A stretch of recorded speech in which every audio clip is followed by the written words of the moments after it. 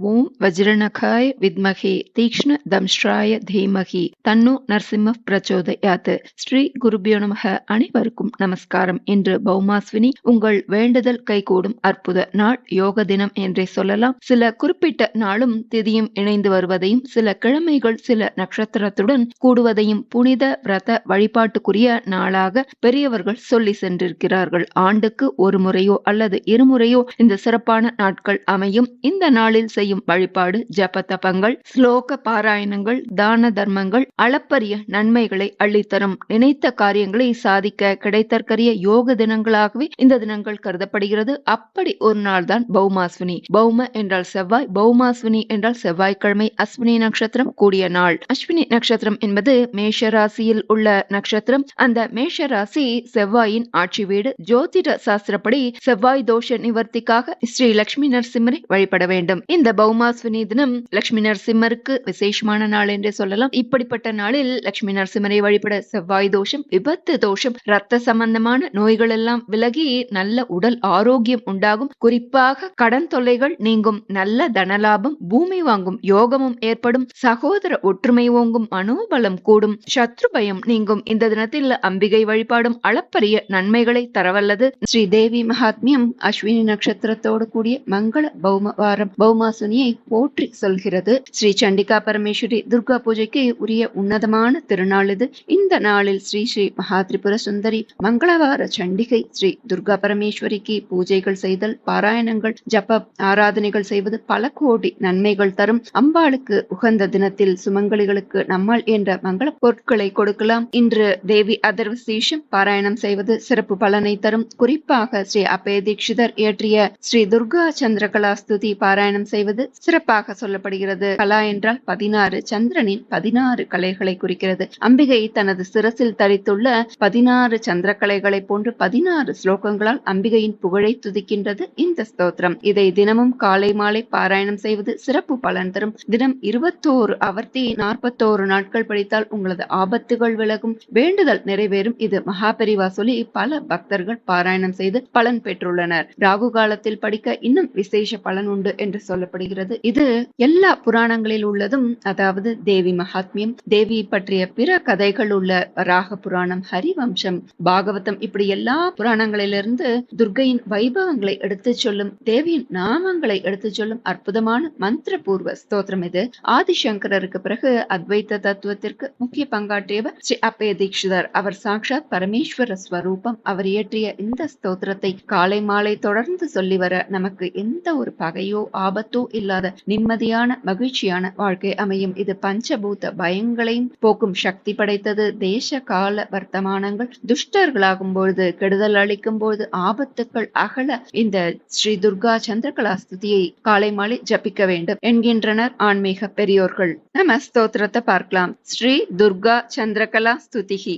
வேதோ ஹரீஸ்வரஸ்துத்யாம் விகர்த்ரீம் விந்திய பூதரீ ஹர பிராணேஸ்வரீம் வந்தே ஹந்த்ரீம் விபுத வித்விஷாம் அப்யர்த்தனேன சரசீருக சம்பவஸ்ய त्यक्तोदिता भगवदक्षिपिधानलीलां विश्वेश्वरी विपदपागमने पुरस्तात् माता ममास्तु मधुकैटभ योनिहन्त्री प्राङ्निर्जरेषु निहितैर्निजशक्तिलेशैः एकीभवद्भिरुदिता किल लोकगुप्त्यै सम्पन्न शस्त्रनिकरा च तदायुधस्तैः माता ममास्तु महिषान्तकरी पुरस्तात् प्रालेय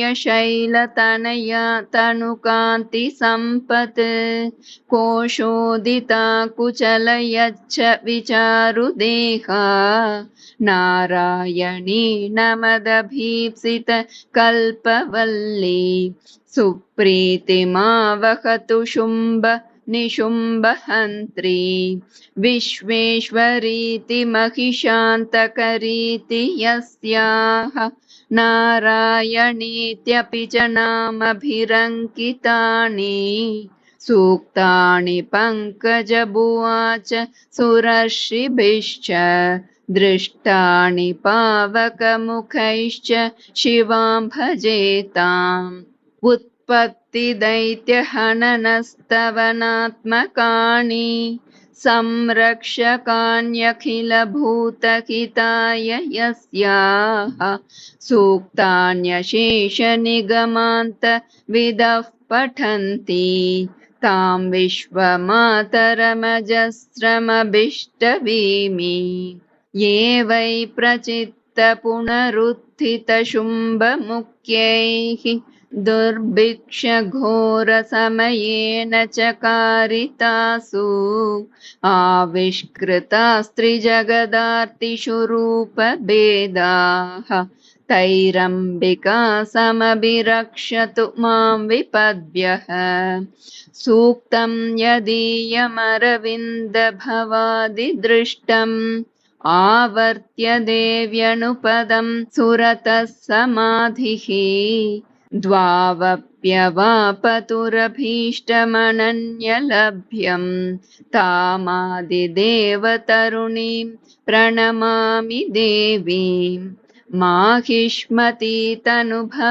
च रुरुच हन्तुम् आविष्कृतैर्निजरसादवतारभेदैः अष्टादशाकतनवाकतकोटिसङ्ख्यैः अम्बा सदा समभिरक्षतु मां विपद्भ्यः एतच्चरित्रमखिलं लिखितं हि यस्याः सम्पूजितं सदनयेव निवेशितं वा दुर्गं च तारयति दुस्तरमप्यशेषं श्रेयः प्रयच्छति च सर्वमुमां भजेताम् यत्पूजनस्तुति नमस्कृतिभिर्भवन्ति प्रीताः पितामहरमेषहरास्त्रयोऽपि तेषामपि स्वकगुणैर्ददतीं वपुंषि तामीश्वरस्य तरुणीं शरणं प्रपद्ये कान्तारमध्यदृढलग्नतया वसन्नाः मग्नाशवारिधिजले रिपुभिश्च रुद्धाः यस्याः प्रपद्य चरणौ विपदस्तरन्ति सा मे सदास्तु हृदि सर्वजगत्सवित्री बन्धे वधे महति मृत्युभये प्रसक्ते वित्तक्षये च विविधे च महोपतापे यत्पादपूजनमिह प्रतिकारमाहुः सा मे समस्तजननी शरणं भवानी बाणासुरप्रहितपन्नगबन्धमोक्षः तद्बाहुदर्पदलनादुषया च योगः प्राद्युम्नेनादृतमलभ्यत यत्प्रसादात् सा मे शिवा सकलमप्यशुभं क्षिणोतु पापः पुलस्त्यतनयः पुनरुत्थितो माम् अद्यापि हर्तुमयमागत इत्युदितं यत्सेवनेन भयमिन्दिरयावधूतं तामादिदेवतरुणीं शरणं गतोऽस्मि यद्यानजं सुखमवाप्यमनन्तपुण्यैः साक्षात्तमच्युतपरिग्रहमाश्ववापुः गोपाङ्गना किल यदर्चन पुण्यमात्रात् सा मे सदा भगवती भवतु प्रसन्ना रात्रिं प्रपद्य इति मन्त्रविदः प्रपन्नान् उद्बोध्य मृत्यवधिमन्यफलैः प्रलोभ्य बुद्ध्वा च तद्विमुखतां प्रतनं नयन्ति आकाशमादिजननीं जगतां भजेताम् देशकालेषु दुष्टेषु दुर्गा चन्द्रकलास्तुतिः सन्ध्ययोरनुसन्धेया सर्वापद्विनिवृत्तये देशकालेषु दुष्टेषु दुर्गा चन्द्रकलास्तुतिः सन्ध्ययोरनुसन्धेया सर्वापद्विनिवृत्तये देशकालेषु दुष्टेषु दुर्गा चन्द्रकलास्तुतिः सन्ध्ययोरनुसन्धेया सर्वापद्विनिवृत्तये इति श्रीमदप्पयदीक्षितविरचिता श्रीदुर्गाचन्द्रकलास्तुतिः समाप्ता. ஸ்ரீகுருப்யோ நமः. நாம் இன்று லட்சுமி நரசிம்மரின் 32 எழுத்து மூலமந்திரம் மற்றும் ரிண விமோச்சன ஸ்தோத்திரம் ஜபிக்கலாம். துன்பங்களிலிருந்து விடுதலை பெற்று ஸ்ரீ லட்சுமி நரசிம்மர் அருளால் சகல துறைகளிலும் முன்னேற்றம் பெற்று வளமான வாழ்க்கை பெறலாம். ஓம் உக்ரம் வீரம் மகாவிஷ்ணும் ஜ்வலந்தம் சர்வதோமுகம் நிருசிம்ஹம் பீஷணம் பத்ரம் மிருத்யும் மிருத்யும் நமாம்யகம். ஸ்ரீ ரிண விமோச்சன நரசிம்ம ஸ்தோத்திரம். தேவதா காரிய சித்தியர்த்தம் சபாஸ்தம்ப சமுத்பவம் ஸ்ரீ நரசிம்ஹம் மகாவீரம் நமாமி ரிணமுக்தயே லக்ஷ்மியாலிங்கித வாமாங்கம் பக்தானாம் வரதாயகம் ஸ்ரீ நரசிம்ஹம் மகாவீரம் நமாமி ரிணமுக்தயே ஆந்திரமாலாதரம் சங்க சக்ராப்ஜாயுததாரிணம் ஸ்ரீ நரசிம்ஹம் மகாவீரம் நமாமி ரிணமுக்தயே ஸ்மரணாத் சர்வ பாபக்னம் கத்ரூஜ விஷநாசனம் ஸ்ரீ நரசிம்ஹம் மகாவீரம் நமாமி ரிணமுக்தயே சிம்ஹநாதேன மகதா திக்தந்தி பயநாசனம் ஸ்ரீ நரசிம்ஹம் மகாவீரம் நமாமி ரிணமுக்தயே பிரஹ்லாதவரதம் ஸ்ரீஷம் தைத்யேஸ்வர விதாரணம் ஸ்ரீ நரசிம்ஹம் மகாவீரம் நமாமி ரிணமுக்தயே क्रूरग्रहैः पीडितानां भक्तानामभयप्रदं श्रीनरसिंहं महावीरं नमामि ऋणमुक्तये वेदवेदान्तयज्ञेशं ब्रह्मरुद्रादिवन्दितं श्रीनरसिंहं महावीरं नमामि ऋणमुक्तये य इदं पठते नित्यं ऋणमोचनसंयुतम् अनृणीजायते सद्यो धनं शीघ्रमवाप्नुयात् इति श्रीनरसिंहपुराणे ऋणविमोचन नरसिंहस्तोत्रं सम्पूर्णम्. இந்த நன்னாளில் மந்திர ஜபத்துக்கு பலன் அதிகம் என்பதால் அனைவரும் அவரவர் கஷ்டம் கடன் அனைத்தும் நீங்கி வளமாக மகிழ்வுடன் வாழ லட்சுமி நரசிம்மரின் 32 எழுத்து மூலமந்திரம் 32 முறை ஜபித்து பலன் பெறுவோம். ஓம் உக்ரம் வீரம் மகாவிஷ்ணும் ஜ்வலந்தம் சர்வதோமுகம் நிருசிம்ஹம் பீஷணம் பத்ரம் மிருத்யும் மிருத்யும் நமாம்யகம். उग्रं वीरं महाविष्णुं ज्वलन्तं सर्वतोमुखं नृसिंहं भीषणं भद्रं मृत्युं मृत्युं नमाम्यहम्. उग्रं वीरं महाविष्णुं ज्वलन्तं सर्वतोमुखं नृसिंहं भीषणं भद्रं मृत्युं मृत्युं नमाम्यहम्. उग्रं वीरं महाविष्णुं ज्वलन्तं सर्वतोमुखं नृसिंहं भीषणं भद्रं मृत्युं मृत्युं नमाम्यहम्. उग्रं वीरं महाविष्णुं ज्वलन्तं सर्वतोमुखं नृसिंहं भीषणं भद्रं मृत्युं मृत्युं नमाम्यहम्. उग्रं वीरं महाविष्णुं ज्वलन्तं सर्वतोमुखं नृसिंहं भीषणं भद्रं मृत्युं मृत्युं नमाम्यहम्. उग्रं वीरं महाविष्णुं ज्वलन्तं सर्वतोमुखं नृसिंहं भीषणं भद्रं मृत्युं मृत्युं नमाम्यहम्. उग्रं वीरं महाविष्णुं ज्वलन्तं सर्वतोमुखं नृसिंहं भीषणं भद्रं मृत्युं मृत्युं नमाम्यहम्. उग्रं वीरं महाविष्णुं ज्वलन्तं सर्वतोमुखं नृसिंहं भीषणं भद्रं मृत्युं मृत्युं नमाम्यहम्.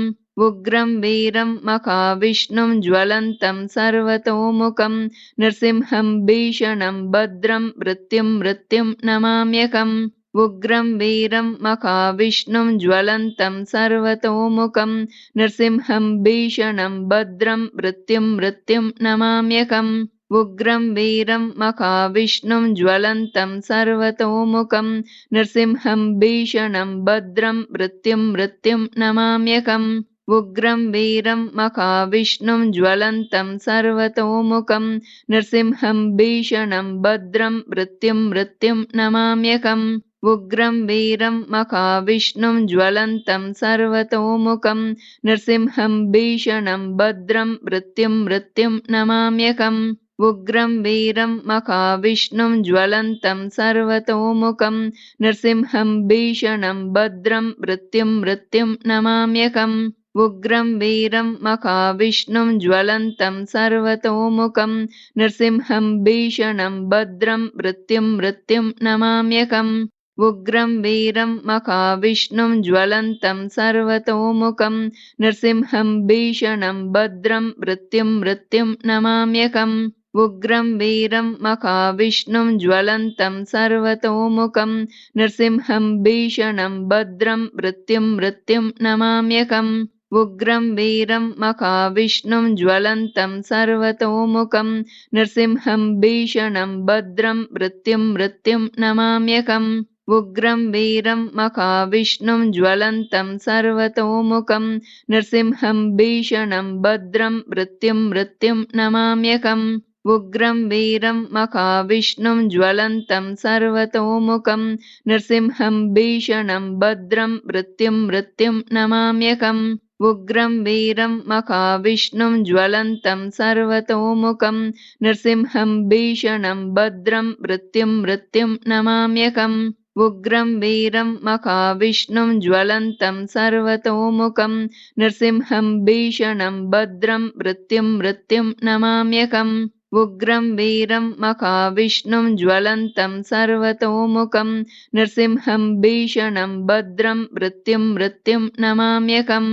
उग्रं वीरं महाविष्णुं ज्वलन्तं सर्वतोमुखं नृसिंहं भीषणं भद्रं मृत्युं नमाम्यहम् उग्रं वीरं महाविष्णुं ज्वलन्तं सर्वतोमुखं नृसिंहं भीषणं भद्रं मृत्युं नमाम्यहम् उग्रं वीरं महाविष्णुं ज्वलन्तं सर्वतोमुखं नृसिंहं भीषणं भद्रं मृत्युं नमाम्यहम् उग्रं वीरं महाविष्णुं ज्वलन्तं सर्वतोमुखं नृसिंहं भीषणं भद्रं मृत्युं नमाम्यहम् उग्रं वीरं महाविष्णुं ज्वलन्तं सर्वतोमुखं नृसिंहं भीषणं भद्रं मृत्युं नमाम्यहम् उग्रं वीरं महाविष्णुं ज्वलन्तं सर्वतोमुखं नृसिंहं भीषणं भद्रं मृत्युं नमाम्यहम् उग्रं वीरं महाविष्णुं ज्वलन्तं सर्वतोमुखं नृसिंहं भीषणं भद्रं मृत्युं नमाम्यहम् उग्रं वीरं महाविष्णुं ज्वलन्तं सर्वतोमुखं नृसिंहं भीषणं भद्रं मृत्युं नमाम्यहम्